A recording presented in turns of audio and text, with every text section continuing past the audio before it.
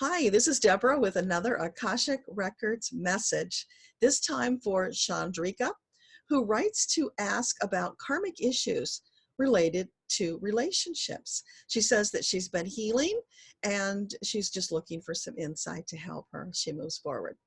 So Chandrika, let's see what your guides have to share with you. All right, Chandrika.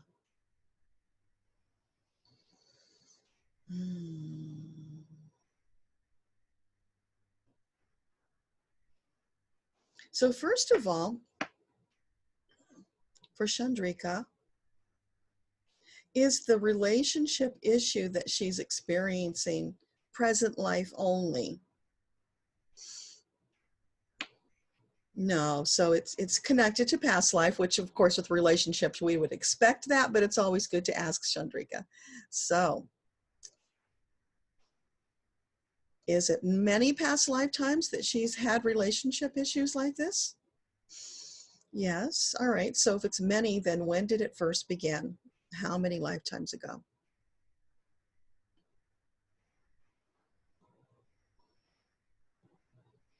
Oh, all these numbers are just flying at me, Chandrika. So, all right, but I want the first lifetime. So what's the first lifetime, the root cause of this relationship issue for Chandrika?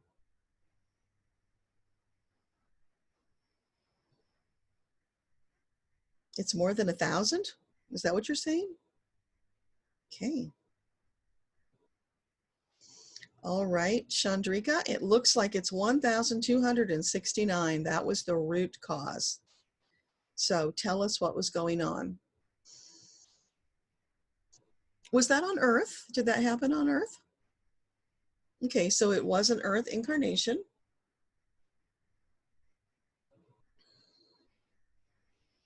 And what was happening then?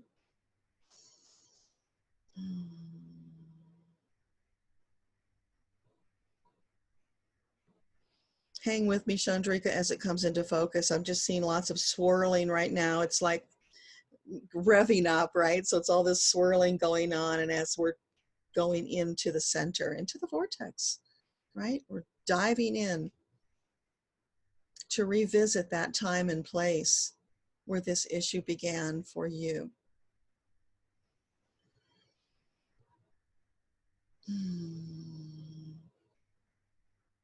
Yeah, it's very murky. It's very deep, Chandrika.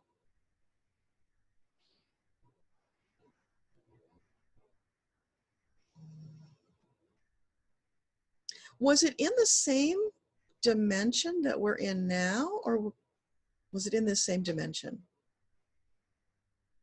It was a parallel dimension. That's why it's murky. Okay, so it was a parallel dimension on Earth. All right. And this is really strange, Chandrika, because I'm getting a visual now of a time when women wore those little pillbox hats. So what would that be, like late 50s, early 60s? So the world looks like that. So what we had in our present day Earth in the late 50s, early 60s, that's the visual I'm getting. So the cars are those big round jalopy style cars, and women are dressed in their little suits and they wore the gloves, and it's that kind of a picture that I'm seeing. Okay, so back to the relationship. So what was going on relationship wise for Chandrika? Well, how about tell us how old she was when it started? That would be really helpful. So how old was she when this issue began? I'm getting 12, very strongly 12. Okay, so 12. And it's feeling like something explosive happened with your parents.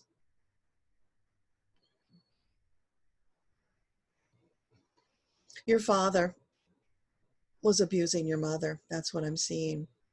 And so there you are, because he wasn't careful about it. He did it whether the kids were present or not. And I'm seeing you, this little girl, cowering in a corner, watching your father